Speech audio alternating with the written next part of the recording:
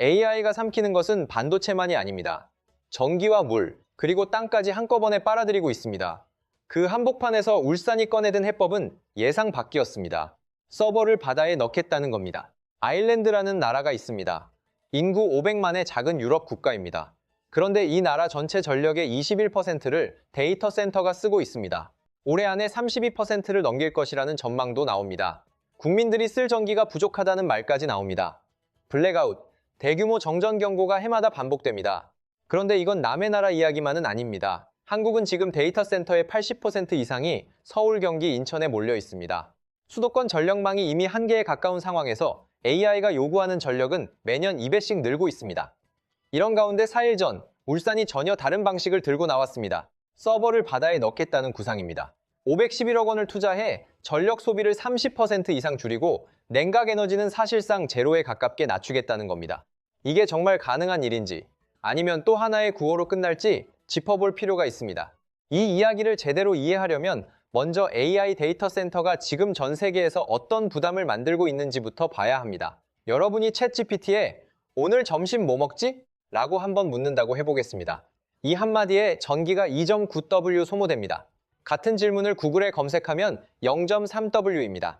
AI에 묻는 것이 구글 검색보다 전기를 10배 더 먹는다는 뜻입니다. 이런 질문이 하루에 수억 건씩 쏟아집니다. 그 질문 하나하나를 처리하는 것은 데이터 센터 안에 빽빽하게 꽂혀있는 GPU라는 칩입니다. 엔비디아 최신 GPU B200 하나가 먹는 전력은 1000W입니다. 전기난로 일대 분량입니다. 이걸 수만 장 꽂아놓은 공간이 AI 데이터 센터입니다. 전기난로 수만 대를 한 건물 안에서 24시간 365일 켜두는 것과 비슷한 구조입니다. 그러니 전기가 엄청나게 들어갈 수밖에 없습니다. 국제에너지기구 IEA가 내놓은 수치를 보면 2022년 전 세계 데이터 센터가 소비한 전력은 460TWh였습니다. 이미 엄청난 규모인데 2026년 전망치는 1000TWh입니다. 4년 만에 2배를 훌쩍 넘는 겁니다. 1000TWh는 어느 정도냐면 일본이 1년 동안 쓰는 전기 총량과 맞먹습니다. 전 세계 데이터 센터가 일본 한 나라를 통째로 먹어치우는 셈입니다. 그런데 더 큰 문제는 그 전기가 어디에 쓰이느냐입니다. 서버를 돌리는 데만 들어가는 것이 아닙니다. 데이터 센터 전체 전력의 30%에서 많게는 50%가 서버를 시키는 데 들어갑니다. 냉각입니다. 한국해양과학기술원 한태키 책임연구원은 데이터 센터 전체 전력 소모량 중 냉각에 들어가는 비용이 50%라고 말했습니다. 전기의 절반을 사실상 에어컨 돌리는 데 쓰는 구조인 겁니다. GPU가 뿜어내는 열을 식히지 못하면 서버가 멈춥니다. 서버가 멈추면 AI도 멈춥니다. 그래서 어떤 방식으로든 온도를 낮춰야 하고 그 대가가 전기의 절반입니다. 전기만의 문제가 아닙니다. 물도 막대하게 들어갑니다. 여러분이 챗GPT의 질문을 25개에서 50개 정도 던지면 그때마다 서버를 시키는 과정에서 생수 한 병, 500ml 분량의 물이 증발합니다. 마이크로소프트가 2022년 한 해 동안 쓴 물은 64억 리터였습니다. 전년 대비 34% 증가한 수치입니다. AI 수요가 폭발하면서 물 소비도 함께 폭발한 겁니다. 전기도 부족하고 물도 부족하고 열은 더 많이 나옵니다. 그러면 이 열지옥을 해결할 방법은 무엇일까요? 냉각 기술은 계속 진화해왔습니다. 처음에는 바람으로 식혔습니다. 선풍기를 수백 대 달아찬 공기를 보내는 공냉식입니다. 하지만 GPU 발열이 너무 커지면서 바람만으로는 한계가 왔습니다. 여름에 선풍기로 버티다가 결국 에어컨을 켜는 것과 비슷합니다. 그 다음은 물입니다. 서버 옆으로 냉각수 파이프를 연결해 열을 빼는 순행식입니다. 그것으로도 부족해지자 아예 서버를 기름 같은 비전도성 액체에 통째로 담그는 액침 냉각까지 등장했습니다. 바람에서 물로, 물에서 기름으로 점점 더 극단적인 방식으로 가고 있는 겁니다. 그런데 누군가는 여기서 한 걸음 더 나아갔습니다. 서버를 바다에 넣자는 발상입니다. 사실 더 심각한 문제도 있습니다. 전기를 아무리 아껴도 데이터 센터를 세울 땅이 없습니다. 한국만 봐도 수도권의 전체 데이터 센터의 80% 이상이 몰려 있습니다. 수도권 AI 데이터 센터 전력 용량이 725MW인데 계획 중인 것까지 합치면 1.2GW로 뛰어오릅니다. 대형 원전 1기 출력과 맞먹는 규모입니다. 이게 서울, 경기, 인천이라는 좁은 공간에 올라가야 합니다. 전력망이 버틸 수가 없습니다. 변전소는 이미 포화 상태이고 송전선 증설에는 수년이 걸립니다. 주민 반대에 부딪히면 10년이 걸릴 수도 있습니다. 땅도 없고 전기도 없고 전력망도 버티지 못하는 삼중고 속에서 AI 수요는 해마다 곱절로 늘고 있습니다. 바로 이 지점에서 2018년 마이크로소프트가 과감한 실험을 벌입니다. 서버 855대를 원통형 철제 캡슐에 넣고 내부 공기를 모두 빼낸 뒤 질소로 채워 스코틀랜드 오크니 제도 앞바다 수심 35m에 가라앉혔습니다. 프로젝트 이름은 나틱입니다. 2년 동안 한 번도 손대지 않았습니다. 사람이 접근하지도 않았습니다. 2020년 이 캡슐을 끌어올렸습니다. 결과는 충격적이었습니다. 지상에서 같은 조건으로 서버 135대를 돌렸더니 8대가 고장났습니다. 고장률은 5.9%였습니다. 그런데 바닷속 855대는 6대만 고장났습니다. 고장률 0.7%였습니다. 지상의 8분의 1입니다. 바닷속이 지상보다 8배 안전하다는 것이 숫자로 드러난 겁니다. 왜 이런 결과가 나왔을까요? 바닷속 캡슐 내부에는 산소가 없었습니다. 질소로 채웠기 때문입니다. 습기 변화도 없고 온도 변동도 거의 없습니다. 지상 데이터 센터에서 서버를 망가뜨리는 세 가지 적, 부식과 결로, 온도 변화가 바닷속에서는 거의 사라집니다. 거기에 사람이 들어가지 않으니 실수로 케이블을 잘못 건드리거나 장비를 떨어뜨리는 사고도 없습니다. 냉각 역시 차가운 바닷물이 24시간 내내 캡슐을 감싸기 때문에 별도의 에어컨이 필요 없습니다. 전기의 절반을 잡아먹던 냉각 비용이 사라지는 구조입니다. 그런데 진짜 중요한 대목은 여기서 나옵니다. 마이크로소프트는 이 프로젝트를 접었습니다. 큰 성과를 냈지만 2024년 6월 공식 종료를 인정했습니다. 이유는 단순했습니다. 서버가 고장나면 고칠 수가 없었기 때문입니다. 수심 35m에 가라앉은 캡슐을 통째로 끌어올려야 했습니다. 서버 한 대를 바꾸기 위해 캡슐 전체를 인양해야 하는 구조였습니다. 시간도 비용도 장비도 모두 엄청나게 들었습니다. 지상 데이터 센터에서는 엔지니어가 걸어가서 서버 한 대를 빼고 새 것을 꽂으면 끝입니다. 10분이면 됩니다. 하지만 바닷속에서는 그게 불가능했습니다. 더구나 AI 시대가 되면서 GPU는 수시로 교체하고 증설해야 합니다. 그런데 밀봉된 캡슐 구조에서는 그것도 어렵습니다. 마이크로소프트 클라우드 운영 총괄 노엘 월시는 직접 이렇게 말했습니다. 우리 팀이 작업했고 성공했다. 하지만 나는 세계 어디에도 해저 데이터 센터를 짓지 않을 것이다. 만들 수는 있었지만 고치고 키울 수는 없는 구조였다는 뜻입니다. 나틱 프로젝트는 그렇게 막을 내렸습니다. 하지만 이 실험이 남긴 데이터는 사라지지 않았습니다. 고장률 1, 8, 냉각 전력 제로, 부지 비용 제로. 이 세 가지 숫자가 전 세계 엔지니어들의 머릿속에 박혔습니다. 마이크로소프트가 포기한 길 위에 다른 누군가가 올라섰습니다. 2023년 11월 중국 하이난섬 앞바다의 무게일 300톤짜리 원통형 캡슐이 가라앉았습니다. 하이란윈이라는 중국 기업이 만든 세계 최초 상업용 수중 데이터 센터입니다. 마이크로소프트가 실험용으로 서버 855대를 넣었다면 이쪽은 처음부터 상업용으로 설계됐습니다. 캡슐 하나에 서버렉 24개, 서버 400대에서 500대가 들어갑니다. 그리고 2025년 10월 본격 상업 운영을 시작했습니다. 숫자를 보면 규모가 더 선명해집니다. 이 캡슐 하나가 30초 안에 고화질 이미지 400만 장을 처리합니다. 일반 컴퓨터 6만 대를 동시에 돌리는 것과 같은 성능입니다. 그리고 결정적인 지표가 있습니다. PUE, 데이터 센터 에너지 효율을 나타내는 수치입니다. 1에 가까울수록 효율적입니다. 일반 육상 데이터 센터는 1.5에서 1.7 수준입니다. IT 장비가 쓰는 전기 외에 50%에서 70%를 냉각과 부대 시설에 쓴다는 뜻입니다. 하이란윈의 해저 캡슐은 PUE 1.1 이하를 달성했습니다. 냉각에 쓰이는 에너지가 거의 없다는 의미입니다. 차가운 바닷물이 에어컨을 대신하기 때문입니다. 그런데 하이란윈은 하이난에서 멈추지 않았습니다. 상하이 닌강 특구 앞바다에 2호 프로젝트를 띄웠습니다. 우리 돈으로 약 3천억 원 규모입니다. 여기서 더 눈에 띄는 점은 이 프로젝트 전력의 97%를 바로 옆 해상풍력 발전으로 공급한다는 것입니다. 바다에서 전기를 만들고 바다에서 서버를 시키고 바다에서 데이터를 처리하는 구조입니다. 완전한 해양 데이터 센터 생태계를 구축한 셈입니다. 최종 목표는 캡슐 100개 배치입니다. 모두 설치되면 축구장 10개 넓이의 땅을 쓰지 않아도 되고 10만 톤이 넘는 깨끗한 물도 아낄 수 있습니다. 여기서 정말 중요한 것은 마이크로소프트가 풀지 못한 유지보수 문제를 중국이 어떻게 넘어섰느냐입니다. 나틱은 캡슐 하나를 통째로 밀봉에 가라앉혔습니다. 고장이 나면 전체를 들어올려야 했습니다. 하지만 하이란윈은 설계 자체를 바꿨습니다. 모듈형입니다. 개별 서버렉 단위로 교체가 가능하도록 캡슐 구조를 다시 짠 겁니다. 마이크로소프트의 실패 데이터가 중국의 성공 설계도로 이어진 셈입니다. 이 흐름은 시장 전망에서도 확인됩니다. 수중 데이터 센터 글로벌 시장 규모는 2025년 약 30억 달러에서 2035년 최대 146억 달러까지 성장할 것으로 보입니다. 연평균 성장률은 18%에서 19%입니다. 바다 밑에 서버를 넣는 일이 더 이상 실험이 아니라 산업이 되고 있다는 뜻입니다. 그리고 이 경쟁에 뛰어든 것은 중국만이 아닙니다. 미국 스타트업 서브시 클라우드는 북해에 해저 모듈을 배치했고, 삼성물산과 오픈AI는 바다 위에 떠있는 부유식 데이터 센터를 한국에 짓겠다는 구상을 내놨습니다. 노르웨이에서는 풍력 터빈 안에 데이터 센터를 넣는 프로젝트가 진행 중이고, 제프 베이조스는 데이터 센터를 우주에 올리겠다는 구상까지 내놓고 있습니다. 바다 밑, 바다 위, 하늘 위로 땅에서 밀려난 데이터 센터가 사방으로 흩어지고 있는 겁니다. 결국 모든 문제가 동시에 겹친 것입니다. 전기가 부족하고, 물이 부족하고, 땅이 부족합니다. 전력망은 버티지 못하는데 AI 수요는 폭발하고 있습니다. 이 네 가지 위기가 한꺼번에 터지는 한복판에서 쌓일 전 울산이 손을 들었습니다. 2026년 4월 8일 해양수산부 공모사업인 탄소제로 수중 데이터 센터 표준 모형 개발 사업에 울산이 최종 선정됐습니다.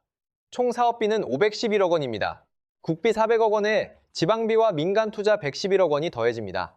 주관 연구기관은 한국해양과학기술원 KIOST입니다. 여기에 포스코, SK텔레콤, 한국수력원자력, LS일렉트릭, GS건설, 유니스트까지 12개 기관이 참여합니다. 위치는 울산 울주군 서생면 신리항 앞바다 수심 20m입니다. 목표는 2030년까지 20MW 이상 초대형 수중 데이터 센터의 표준 모델을 만들고 2031년부터 상용화 단지 조성에 들어가는 것입니다. 그런데 여기서 더 중요한 질문이 나옵니다. 마이크로소프트도 했고 중국도 했는데 왜 하필 울산일까요? 이 질문의 답이 이 이야기의 핵심입니다. 첫 번째 열쇠는 수온입니다. 울산 앞바다의 연평균 수온은 13.3도입니다. 별도의 냉매 없이 서버를 자연 냉각할 수 있는 온도입니다. 중국 하이난윈이 캡슐을 가라앉힌 하이난은 열대 지역입니다. 표층 수온이 울산보다 훨씬 높습니다. 그런데도 PUE 1.1을 달성했습니다. 울산은 하이난보다 물이 더 차갑습니다. 여기에 동해 심층수까지 내려가면 이야기가 달라집니다. 수심 200m 이하동의 고유수의 수온은 0.2도에서 2도 사이입니다. 거의 얼음물에 가깝습니다. 장기적으로 이 심층수까지 활용할 수 있다면 냉각 효율은 훨씬 더 높아질 수 있습니다. 울산이 목표로 잡은 PUE1 점유는 보수적인 수치입니다. 구글이나 마이크로소프트가 수십조 원을 들여 최적화한 최신 육상 데이터 센터도 겨우 1.1에서 1.2 수준이기 때문입니다. 울산은 바닷물만으로 그 수치에 도달하겠다는 계획입니다. 두 번째 열쇠는 전력입니다. 그리고 이게 울산을 세계적으로도 드문 입지로 만드는 결정적인 조건입니다.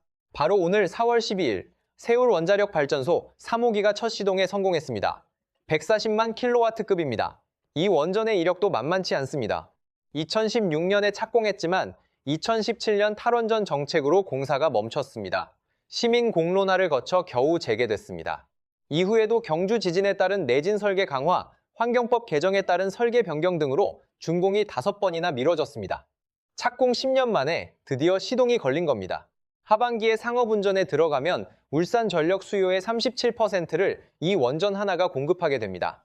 여기에 세울 4호기까지 완공되면 부산 울산 지역 원전은 총 10기가 됩니다. 울산의 현재 전력 자립률은 103%입니다. 쓰는 전기보다 만드는 전기가 더 많은 도시라는 뜻입니다. 세울 3, 4호기의 부유식 해상풍력까지 더해지면 전력 자립률은 300%까지 오를 전망입니다. 쓰는 것의 3배를 만드는 도시가 되는 셈입니다. 한번 구조를 따져보겠습니다. 아일랜드가 왜 블랙아웃 직전까지 몰렸을까요? 데이터 센터가 전력을 너무 많이 먹는데 그 전력을 생산할 발전소가 부족하기 때문입니다. 한국 수도권이 왜 전력망 과부하에 시달릴까요? 데이터 센터 100개 넘게 좁은 공간에 몰려 있는데 발전소는 멀리 떨어져 있기 때문입니다. 송전거리가 길어지면 손실이 커지고 변전소의 부하가 걸리고 전력 품질도 떨어집니다. 하지만 울산은 이 구조가 완전히 다릅니다. 원전이 바로 옆에 있습니다. 데이터 센터가 전기를 쓰는 곳과 전기를 만드는 곳 사이의 거리가 거의 제로에 가깝습니다. 이런 조건을 갖춘 도시는 세계적으로도 많지 않습니다. 세 번째 열쇠는 이미 깔려있는 인프라입니다. 키오스트는 울산 서생 앞바다에 해적과학기지를 구축하고 있습니다. 수심 30m, 가로 25m, 세로 15m, 높이 7m 규모의 플랫폼입니다. 산명이 30일간 체류할 수 있는 수중 구조물입니다. 이곳에서 이미 수중통신 실증과 해수냉각 시스템 실증이 진행되고 있습니다. 수중 데이터 센터 모듈과 해저기지가 같은 해역에 공존하는 구조입니다. 기술과 인프라가 이미 바다 밑에 깔려 있다는 뜻입니다. 게다가 울산에는 현대중공업이 있습니다. 세계 1위 조선소입니다. 1,300톤짜리 내압 용기를 설계하고 제작할 수 있는 역량이 이 도시에 있습니다. 중국이 하이란윈 캡슐을 만들 때 가장 어려웠던 것 중 하나가 1,300톤짜리 원통형 내압 용기 제작이었습니다. 울산은 그걸 만들 수 있는 공장이 바로 곁에 있습니다. 네 번째 열쇠는 수요입니다. SK와 아마존 웹서비스 AWS가 합작으로 울산에 짓고 있는 AI 데이터 센터가 있습니다. 투자 규모는 7조 원입니다. 2027년 1단계 완공 시 41메가와트, 2029년 2단계 완공 시 103메가와트 규모입니다. 엔비디아 GPU 6만 장이 들어가는 국내 최대 규모입니다. 장기 목표는 1기가와트까지 확장하는 것입니다.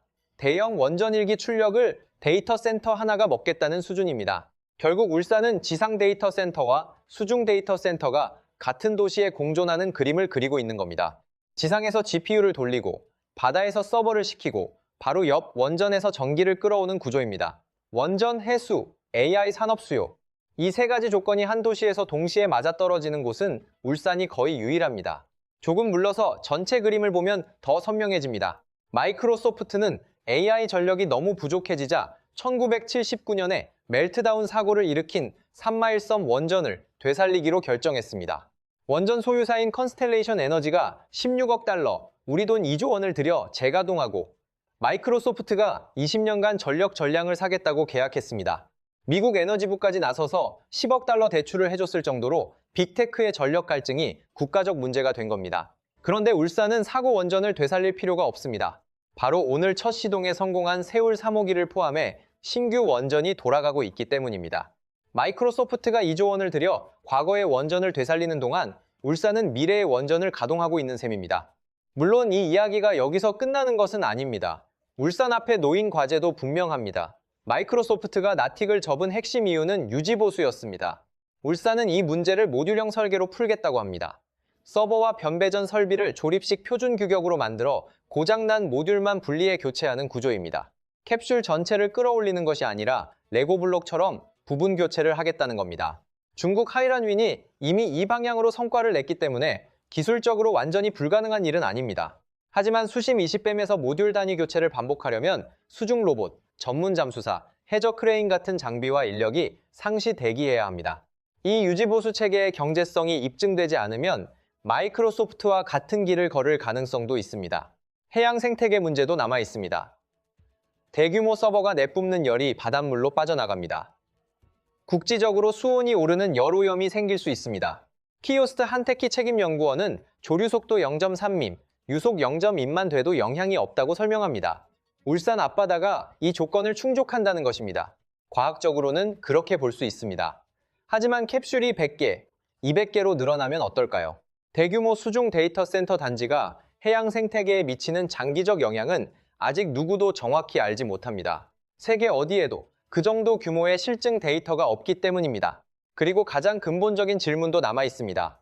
시간입니다. 울산의 로드맵은 2030년 표준 모델 완성, 2031년 상용화 착수입니다. 지금이 2026년이니 5년 뒤에 모델이 나오고 6년 뒤에 짓기 시작하는 셈입니다. 그런데 중국은 이미 2025년에 상업 운영을 시작했습니다. 상하이 2호 프로젝트까지 돌리고 있습니다. 미국 스타트업들은 12주 안에 해저 모듈을 건설하고 배치하는 기술을 내놓고 있습니다. 삼성물산과 오픈AI의 부유식 데이터 센터 프로젝트도 올해 안에 구체화될 전망입니다. 울산이 2031년에 상용화를 시작할 때쯤이면 세계는 이미 2세대나 3세대 수중 데이터 센터를 돌리고 있을 가능성도 있습니다. 표준 모델을 먼저 잡겠다는 전략이 신중한 것인지 아니면 느린 것인지는 결국 시간이 답하게 될 문제입니다. 한국은 에너지 수입 의존도 90%인 나라입니다. 호르무즈 해협이 막히면 원유의 70%가 끊기는 나라에서 매년 곱절로 늘어나는 데이터 센터 전력을 감당해야 합니다. 냉각에 전기의 절반을 쏟아부을 여유가 없습니다. 물을 수십억 리터씩 써버릴 여유도 없습니다. 수도권 전력망에 데이터 센터를 계속 쌓아 올릴 공간도 없습니다. 울산이 내놓은 해법은 분명합니다. 바닷물로 식히고 원전으로 돌리고 해저에 깔자는 것입니다. 전기도 아끼고 물도 덜 쓰고 땅도 덜 쓰는 방식입니다. AI 시대의 진짜 자원이 반도체가 아니라 차가운 바닷물과 안정적인 전력이라는 점을 이 프로젝트가 정면으로 보여주고 있는 겁니다. 다만 지금 단계에서 이것은 아직 설계도입니다.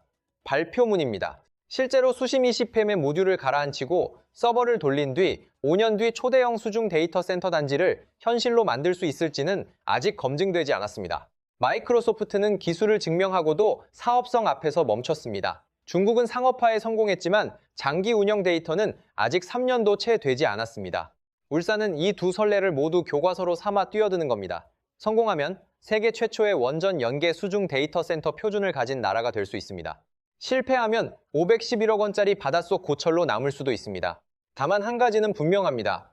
AI 시대의 진짜 희소 자원은 반도체만이 아닙니다. 차가운 물과 안정적인 전기입니다. 그리고 한반도 동남쪽 끝에는 그 두 가지를 동시에 가진 도시가 하나 있습니다.